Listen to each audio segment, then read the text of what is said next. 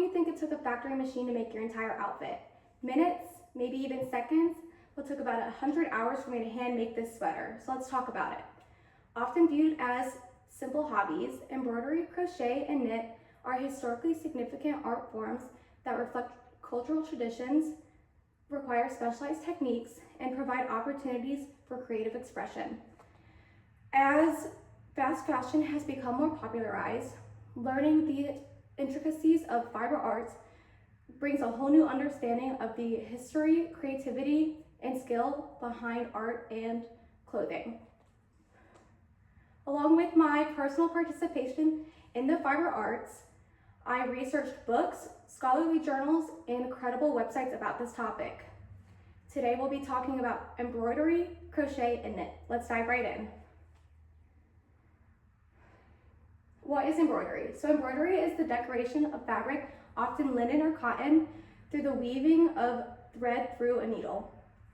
The materials required are only the fabric, needle, and thin yarn or thread. Where did it come from? So embroidery was popularized in Europe in the 13th century, and historian Linda Cluckey from the Sheffield Hallam University noted in her 2006 study, Embroidery, Business, Enterprise, and Philanthropic Ventures of the 19th Century, how embroidery was popularized mostly in the 19th century, where it became a major source of income for young women, but the clientele was mostly wealthy. As the wage remained the same, the demand increased, leading to a lot of embroiderers living in poverty, and it led to the increase of sweatshops for embroidered clothing. But as machinery advanced, embroidered clothes were actually able to become made at a rapid pace, so the use of sweatshops decreased significantly, but then the use of embroidery in hand-fashioned clothing decreased as well. What techniques are used? So a wooden hoop is used to keep the fabric still while you're weaving in the patterns, and it's often geometric designs with interlocking patterns, and the addition of beads, sequins, and pearls are quite common. Now let's dive into the fiber art that took many hours away from me, crochet. So what is crochet? This is the interlocking of loops of yarn without foundational material. All that is required is a handheld hooked needle as well as the yarn or thread. So this type of fiber art works up quite quickly but uses a lot of material. Unlike embroidery, this is actually only able to be done by hand. No machine can replicate crochet. Where did it come from? So fun fact about crochet is that the word itself actually means hook in French. And it was developed from needlework techniques but doesn't have an actual origin. And journalist Grace Cook from the Financial Times wrote an article called Off the Hook, Trends This Season's Crochet is Woven with History, Femininity, and Purpose, where she talks about how different cultures have different meanings for crochet as it was modernized starting in the 1820s. So for instance, Ukraine focuses on the astrology and numerology aspect of crocheting. Athens focuses on structure and less of decoration, and France focuses on lace work. What techniques are used? So there's different types of stitches of crochet. For example, there's single, double, half double, and treble crochet. And the different types are determined by the number of times that you're wrapping the yarn around the hook. So for instance, a double is you wrap it around one time, treble you wrap it around twice. So these combination of the stitches is actually what creates the different texture and unique patterns. So I wanted to talk about a specific type of crochet, which is mosaic crochet. And this is when you create a piece of art using a single color across each row, and you're alternating each color. So Jan Zidich from California State University actually wrote a newspaper ad in 1999 advertising and promoting Lily Chin's book called Mosaic Magic, Afghans Made Easy, where her article actually popularized the book, which focused on this new developed technique of mosaic crochet, where she developed a technique called dropping of long double crochet stitches. So the stitch grabs the yarn from the previous row to cover up the previous color, creating a beautiful design. So I actually have a photo of one of the Afghans that I created using this technique, as well as the pattern I used.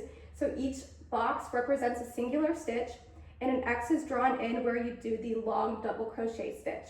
So it's a whole new developed type of crochet, which created a new passion for this type of fiber art for this younger generation. Crochet laid the foundation for many types of fiber art, but it brought me to my passion of knit work. So let's dive right in. What is knit? Knit, similar to crochet, is the interloping of yarn without foundational material, but instead of using one singular hooked needle, it's using two pointed needles as well as the yarn and thread. So unlike crochet that uses a lot of material and goes by quickly, this uses a lot less material and works very, very slowly. So where does it come from? So knit was independently popularized in many different countries, but its actual origin is in the Middle East, but that focused mostly on the actual designs, not the technique of knitting itself. So it came from the need for clothing that could protect people from the elements. The different types of yarn actually protected the warmth and the wool specifically and alpaca were the main contributors. So this is an extremely traditional type of fiber art that the transmission from generation to generation has significantly decreased. Professors Ando and Campagna from Sapienza University in Rome, they wrote a thesis called Passing the Thread, the Intergenerational Transmission of Textile Practices, where they actually interviewed 12 families in Italy that had a passion and background in fiber arts. And what was so cool about it is that they felt most connected to their culture and their ancestors through knitting, and the passing of it to future generations is what makes them feel so close to their family. So it's a lot more than just creating something, it's more cultural and relational. So what techniques are used? So there's two types of stitches in knit. There's knit and purl, and the combination of these two stitches is actually what creates the patterns and textures.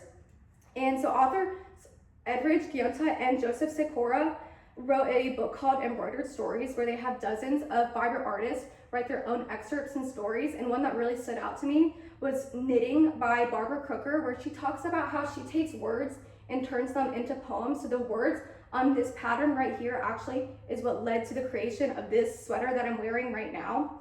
So it really is more than just creating art, but it's poetry.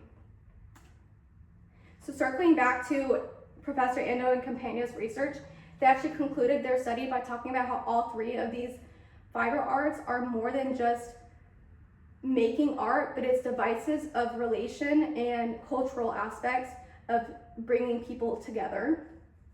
So, often viewed as simple hobbies, embroidery, crochet, and knit are historically significant art forms that reflect cultural traditions, require specialized techniques, and provide opportunities for creative expression.